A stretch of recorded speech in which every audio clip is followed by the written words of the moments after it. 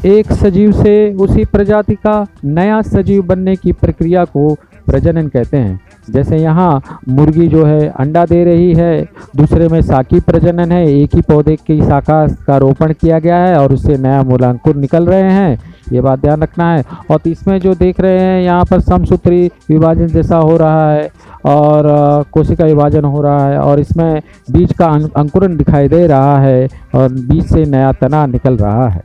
प्रजनन के दो प्रकार होते हैं, लैंगिक प्रजनन और एक है अलैंगिक प्रजनन। तो ये बात आपको ध्यान में रखनी है कि लैंगिक प्रजनन और एक होता है अलैंगिक प्रजनन, ये दिमाग में याद रखना है।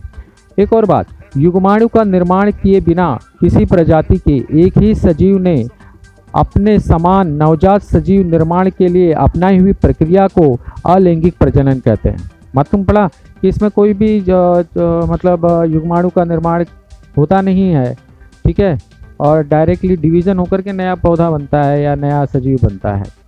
और दो भिन्न कोशिकाओं के सहयोग के बिना यह प्रजनन होता है। नवजात सजीव बिल्कुल मूल सजीव के जैसा ही होता है और इस प्रजनन में एक जनक से नए सजीव का निर्माण गुणसूत्रीय विभाजन द्वारा होता है।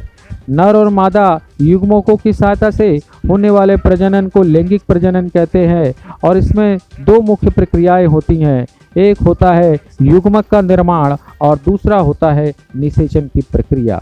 तो ये युग्मक का निर्माण होता है, ये आपको ध्यान में रखनी है। ये मनुष्यों में, वनस्पतियों में, बहुत प्राणियों में दिखने में आता है लैंगिक प्रजनन।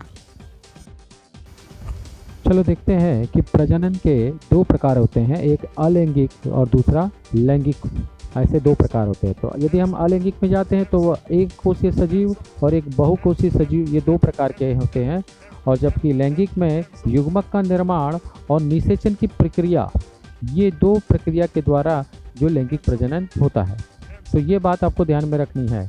इस तरह से इसका विभाजन है प्रजनन का। चलो हम देखते हैं एक कोशीय सजीवों से उसका विभाजन किस तरह होता है। तो एक कोशीय सजीव में सबसे पहले द्विविभाजन, बहुविभाजन और एक मुकुलन करके ये तीन प्रक्रियाएं होती हैं। और फिर उसके बाद द्विविभाजन में तीन प्रकार की स्थिति, साधारण, आड़ा और एक तरह से खड़ा, यानी कि क्षैतिज और ऊर्ध्वाधर। समझा, आड़ा मतलब क्षैतिज और खड़ा मतलब ऊर्ध्वाधर, ऐसा विभाजन। यह द्विविभाजन का साधारण विभाजन है। उदाहरण, अमीबा का कोई विशिष्ट आकार न होने से किसी भी अक्ष से वह विभाजित होता है, इसलिए इसे साधारण विभाजन कहते हैं। जनक कोशिका दो समान संतति कोशिका में विभाजित हो जाती हैं।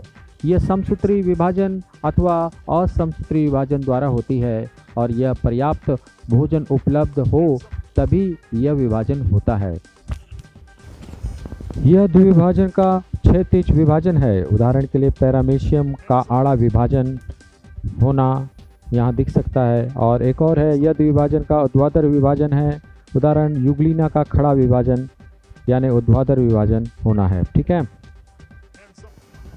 चलो देखते हैं बहुविभाजन। अमीबा जिस समय अपर्याप्त भोजन या प्रतिकूल परिस्थिति का निर्माण होता है उस समय अमीबा कुटपात तैयार नहीं करते, वह हलचल रोक देते हैं और वह गोलाकार हो जाते हैं और कोशिका पटल के चारों ओर एक कठोर संरक्षण आवरण तैयार करते हैं।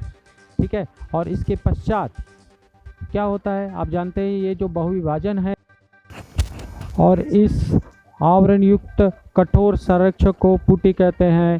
पहले पुटी के अंदर सिर्फ केंद्र का कई बार समसूत्री विभाजन होकर अनेक केंद्र का निर्माण होता है। उसके पश्चात कोशिका द्रव्य का भी विभाजन होता है और छोटे छोटे अमीबा तैयार हो जाते हैं।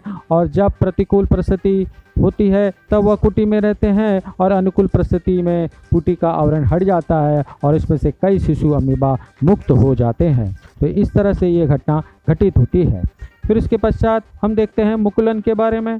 तो यहाँ पर कीटवन यीस्ट कोशिका मुकुलन करती है और इसमें जनक कोशिका का समसूत्री विभाजन द्वारा विभाजन होने पर दो नवजात केंद्र बनते हैं और जनक कोशिका के आवरण पर एक छोटा सा उभार उभर आता है और ये उभार मुकुल कहलाता है और नवजात केंद्रक मुकुल में प्रवेश करता है और पर्याप्त वृद्धि होने के बाद मुकुल जनक कोशिका को में से अलग हो जाते हैं और सतर्कतापूर्वक वृद्धि करने लगते हैं। तो इस तरह से ये मुकुलन हमने देखा ये यीस्ट कोशिकाओं में और कीटवन जो कोशिका है उनमें यह पाया जाता है। ये एक कोशीय होता है और मुकुलन बहुकोशिकीय सजीव में भी दिखने में आता है और एक कोशिकीय सजीव में भी दिखने में आता है। ये बात ध्यान रखिए।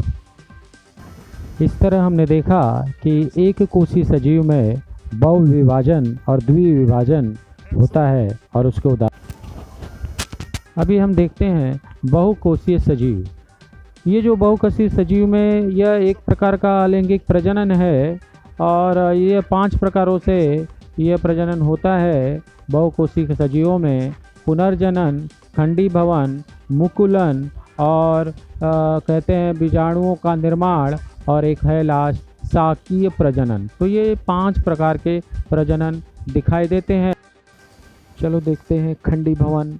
इस अलैंगिक प्रजनन में सजीव के शरीर का अनेक छोटे छोटे खंडों में विभाजन होकर प्रत्येक नया खंड नवजात सजीव के रूप में जीवन जीने लगता है।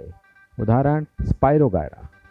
स्पाइरोगायरा को जब पर्याप्त पानी तथा पोषक तत्व मिलते हैं तब उसके तंतु की वृद्धि तीव्र गति से होकर तंतु छोटे छोटे खंडों में खंडीभवन होता है और प्रत्येक खंड का स्वतंत्र नवजात स्पाइरोगायरा के तंतु के रूप में वह बढ़ता है। तो यानी कि स्पाइरोगायरा है उसके 2 भाग में विभाजन हो जाता है, ये बात ध्यान रखनी है।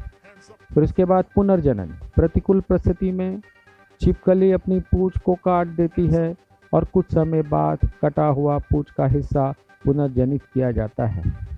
यह भी एक पुनर्जनन का उदाहरण है। एक और है उसी प्रकार प्लेनेरिया जैसे कुछ प्राणी विशेष परिस्थिति में खुद के शरीर को 2 टुकड़े करते हैं और प्रत्येक टुकड़े से शरीर का बचा हुआ हिस्सा नए से बनाकर 2 नवजात प्राणी निर्माण करते हैं और इस क्रिया को पुनर्जनन कहते हैं। ये बात आपको ध्यान में रखनी है। फिर उसके पश्चात ये आपने देखा कि ये जो पुनर्जनन की जो स्थिति है यहाँ पर नजर आया। मुकुलन हाइड्रा का पूर्ण वृद्धि तथा पाचन मिलने पर उसके शरीर की वृद्धि पर विशेष स्थान पर पुनर्जनन कोशिका के विभाजन से एक उभार तैयार होता है। इसी को मुकुल कहते हैं और इसकी वृद्धि होती है और फिर उसका रूपांतरण छोटे हाइड्रा में हो जाता है। नवजात हाइड्रा जनक हाइड्रा से जुड़ा हुआ होता है और वहाँ उसे पोषण प्राप्त होता है, उसकी वृद्धि होती है। खुद को समर्थ हो जाने पर वह अलग हो जाता है, यानी कि जो जनक हाइड्रा है उससे यह जो नया जो हाइड्रा बना, हाँ, वह नवजात हाइड्रा अपने आप को अलग कर लेता है जब उसको पूरी तरह से वो समर्थ हो जाता है। जब वो खुद तैयार हो जाता है तो वो इस तरह कर सकता है। साकी प्रजनन। वनस्पति में जड़, तना, पत्तियां और मुकुल जैसे साकीय अवयव द्वारा होने वाले प्रजनन को साकीय प्रजनन कहते हैं। जैसे आलू में सलग पत्रों के कक्ष पर पाई जाने वाली कलिकाएं। ठीक है, ये बात आपको ध्यान में रखनी है। फिर घात पर्ण वनस्पतियों की पत्तियों के किनारे पर पाए जाने वाले खांचों की कलिकाओं की सहायता से साकी प्रजनन होता है और शकरकंद जैसे वनस्पतियों के जड़ों में सहायता से साकी प्रजनन होता है। तो यह आपने देखा हाँ, तो अभी देखते हैं बीजाणुओं का निर्माण। तो इसमें म्यूकर जैसे कवकों की शारीरिक रचना तंतुमय होती है और उनमें बीजाणु धानी होती है और उनके बीजाणु धानी में बीजाणु का निर्माण होकर वह फूट जाती है और बीजाणु बाहर निकल आते हैं और यह बीजाणु उचित तापमान आर्द्रता मिलने पर अंकुरित होते हैं तथा उनसे नए कवक जाल का निर्माण होता है। इस तरह से बीजाणु के निर्माण के द्वारा भी एक प्रकार का प्रजनन, ये अलैंगिक प्रजनन जो है वह होता है।